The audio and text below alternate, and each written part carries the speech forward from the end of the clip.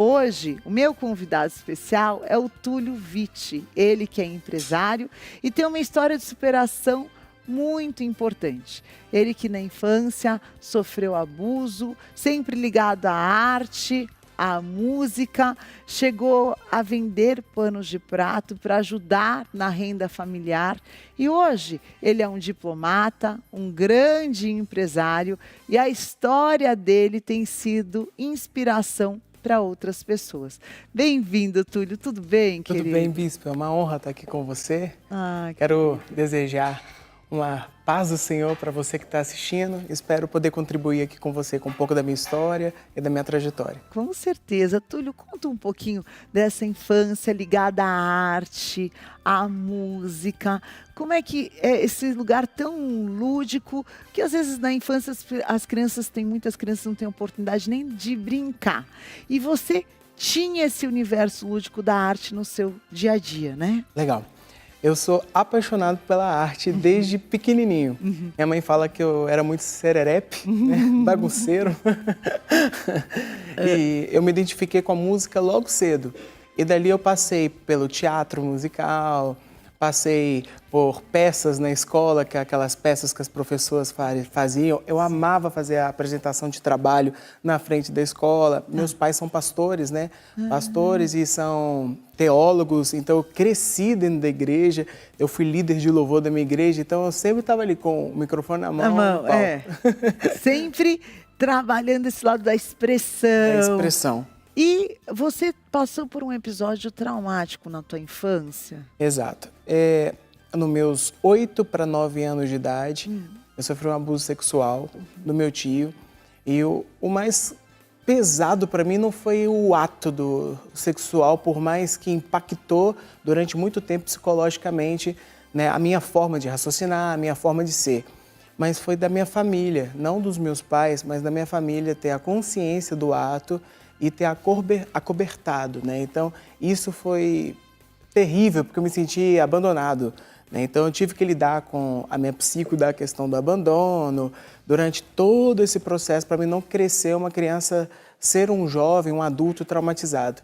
E como que você encontrou a superação dessa dor tão grande, né? Que esse abandono, como você colocou, das pessoas que estavam ali para te dar suporte, para reprovar esse comportamento, preferiram às vezes em função de uma imagem, em função de uma satisfação social, negligenciar esse teu direito de preservação. De proteção. De proteção. Como foi superar essa dor?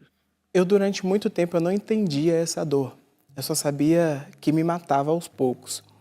E pelo fato de crescer dentro da igreja, meus pais, no início, não acreditavam que o trabalho de psicólogos, terapeutas, eles eram muito conservadores, era algo que a gente poderia ter acesso e era uma coisa de Deus. Que poderia te ajudar. Que poderia ajudar. Porque existe, às vezes, uma crença, né, de que você trabalhando com psicólogos, você vai estar anulando aquilo que é o espiritual, quando, na verdade, eles se completam. Se completa.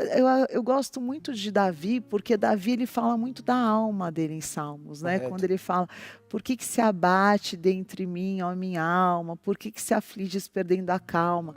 Espera no Senhor, que eu ainda o louvarei. Ele está tendo uma conversa introspectiva e ele está validando aquele sentimento de abatimento, de sofrimento, e não negligenciando. Eu acredito que tudo que você sufoca, né, uma hora aquilo vai explodir. Explode. E com danos que podem ser fatais, né? Como que você conseguiu trazer essa compreensão dos teus sentimentos para os teus pais, para a tua família, para esse pensamento conservador que então era uma cultura generalizada ali no teu ambiente que você cresceu? Eu sempre fui muito curioso e tenho facilidade de aprendizado. Então eu pesquisei no YouTube como curar a dor no coração, como sair de uma situação de abandono, como tirar o sentimento de não pertencimento. E eu comecei a pesquisar e eu via vários vídeos de psicólogos falando no YouTube e eu comecei a me autotratar. Tá. Dali eu me interessei pela ciência, pela psicologia, pela neurociência, e eu aprofundei nesses estudos, foi onde que eu consegui entender que eu poderia salvar muito mais pessoas me curando, né? E a minha dor no processo de cura seria testemunho de cura da vida de outras pessoas. Então eu usei todo esse meu processo de dor para poder me tratar. Eu aprendi e ainda me capacitei para poder levar a cura para outras pessoas. E ajudar outras E pessoas. ajudar outras pessoas. E hoje você é como uma inspiração. Tem pessoas que te procuram hoje na mesma situação que você se encontrava, desse abandono emocional, Sim. dessa incompreensão. Hoje você conseguiu perdoar? Eu tive que me perdoar primeiro.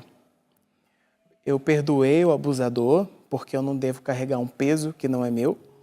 Então eu dispensei esse peso e eu me perdoei por não ter insistido para que algo tivesse acontecido naquela época, Tá, que a proteção materializasse, tá. né? Então eu me perdoei e perdoei todos ao meu redor por não terem a capacidade de percepção, mas eu entendi que eles deram o melhor do que eles podiam. Sim, isso é um ponto de consciência muito importante quando a gente entende que cada um só dá o que tem.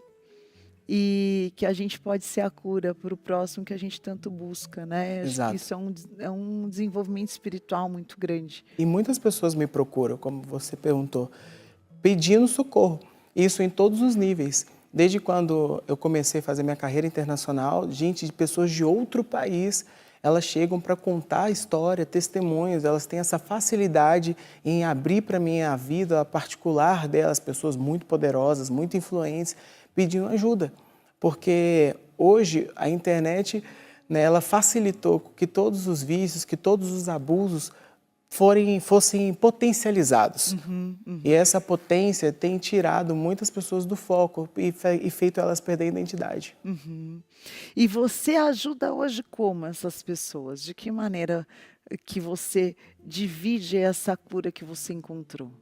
Eu me tornei especialista em comunicação. Ah, que Né? legal. E a especialidade em comunicação faz com que eu consiga separar as coisas muito bem na minha mente, o que é emocional e o que é racional. E com isso eu consigo transferir para outra pessoa com muito mais clareza, porque a comunicação é transferência de luz. Então, se eu quero que você me entenda, eu preciso transferir isso dentro do que você entende como lógico. Porque às vezes a pessoa está naquele emaranhado de sentimentos e conceitos, e quando você vai dividindo o que são as emoções, Isso. você vai fortalecendo. Aonde entra a tua experiência com Jesus? A tua, não dos teus pais, nem da tua família. Aonde que Jesus te encontrou no meio dessa dor? Jesus, eu falo que ele sempre foi o meu melhor amigo, o meu irmão, em todas as situações. Ele sempre se mostrou presente. Eu tenho uma promessa, e isso foi revelado desde a minha infância. Eu fui curado no meu nascimento. Eu nasci com problema de rins, não era para mim estar vivo. E foi meu primeiro encontro com Jesus. Minha mãe estava num culto de uma pastora chamada Zeni Remígio, lá em Belo Horizonte, na igreja pequena da Quadrangular. E um dia um pastor alemão, acho que era alemão, americano, estava pregando e minha mãe pediu pela cura do filho dela. E o pastor... Você era bebezinho. Era bebezinho. Tá. E meu pai conta que o pastor saiu pulando as cadeiras até chegar nele, falando que Deus estava me entregando a cura. E eu já estava com a cirurgia marcada. Olha que né? forte. E os médicos queriam me abrir para poder estudar o meu caso. E quando o pastor entregou isso para o meu pai, na semana seguinte a gente foi fazer o exame. E tinha uma cicatriz no meu rins. Meu Deus. Aí o médico perguntou para os meus pais: vocês levaram Túlio em outro lugar? Vocês me traíram.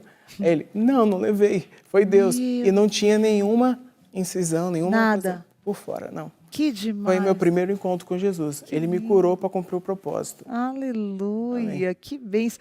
E como é que nasceu essa tua veia de empresário, empreendedorismo, né? Porque uma criança sair, pegar algo para vender, já é uma veia empreendedora, Sim. né, Túlio? Eu comecei no meio artístico. Comecei com os YouTubers. Todos, acredito que você, jovem de casa, ou mais velho, todos os YouTubers que você já assistiu, já estive com eles, né? Camila Loures, Lucas Angel, enfim. Eu cresci no meio artístico, né? E depois disso eu entendi que eu poderia ser um pouco mais do que só influenciar para mim. Tá. Porque a internet, quando a gente cresce, fica muito conhecido, a gente acredita que a influência é toda para nós. E a gente esquece que a gente está trabalhando a mente das pessoas. Tem pessoas se espelhando em nós. Então, eu quis ir para o lado empresarial, pois eu sei que muitas pessoas que estavam me acompanhando desde aquela época poderiam mudar de vida também. Só que elas não sabiam o caminho, porque eu nunca revelei. Então, a meu primeiro empreendimento foi me tornar, né, uma empresa de transformação para essas pessoas. E dali eu quis seguir esse caminho e não parei mais. Me tornei um empresário serial. Empresário serial, que legal. E como é que é? Quer dizer, é um empoderamento, né? Quando a pessoa descobre a capacidade que ela tem dentro daquilo que ela pode realizar, né? Isso. Essa transformação, ela é extraordinária. Nessa tua experiência, qual que você sentiu que foi a chave de virada nessa mensagem de empreendedorismo que você hoje leva para tantas pessoas? A virada de chave para mim foi numa palestra que eu estava de um amigo, e ele falou sobre a diferença entre acreditar e confiar. Ele falou: Túlio, quando nós acreditamos em algo, nós não temos a totalidade da disposição de fazer com que esse algo aconteça, porque você só acredita. Sabe quando você acredita naquele amigo que vai para a academia, naquele amigo que vai emagrecer, mas você sabe que de verdade ele não vai, mas você acredita. Mas quando nós confiamos, nós estamos dispostos a fazer o que for preciso para poder materializar aquele resultado, né? Então, quando ele me trouxe essa mensagem, eu falei: eu confio que eu não vou transformar só a minha vida, eu vou transformar a vida de todas as pessoas ao meu redor. E foi a minha virada de chave ali. Que demais, que demais. Quais são as histórias hoje que mais te inspiram nessa jornada? As histórias que mais me inspiram, aquelas dos improváveis. Olha que demais. Eu amo a história dos improváveis, porque todos eles foram coroados. Eles não tinham linhagem, eles não tinham riquezas, mas eles tinham aquele que já tinha deixado tudo disponível, né? E ser um improvável, porque eu sou um improvável coroado, né, é muito bom. Que mensagem que você deixa para todo mundo que te acompanha nessa tua caminhada de Jesus, com Jesus, daquilo que hoje é esse teu lugar de paz, de amor ao próximo, Amém. de cura, de perdão. Eu queria que você deixasse uma mensagem para quem está nos assistindo. Amém. Hoje nós temos duas identidades dentro de nós. A identidade que nos foi herdada, que foi o Pai que colocou através do sopro de vida, a identidade divina, e temos a nossa, que a gente molda por conta das nossas experiências, por conta das coisas que nós vivenciamos. E ao longo da jornada, a gente esquece de inclinar para a identidade de Cristo.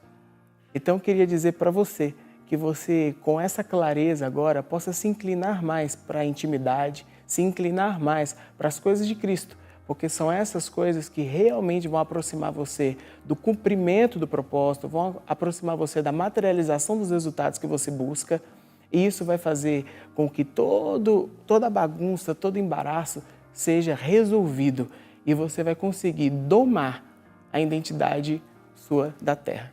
Muito bom, obrigada, Túlio. Obrigado. Deus abençoe. Amém, bispo. Que Muito obrigado. bênção essa tua trajetória de fé e de amizade com Jesus. Esse é o melhor lugar da Eu terra. posso indicar meus livros? Claro. Pessoas?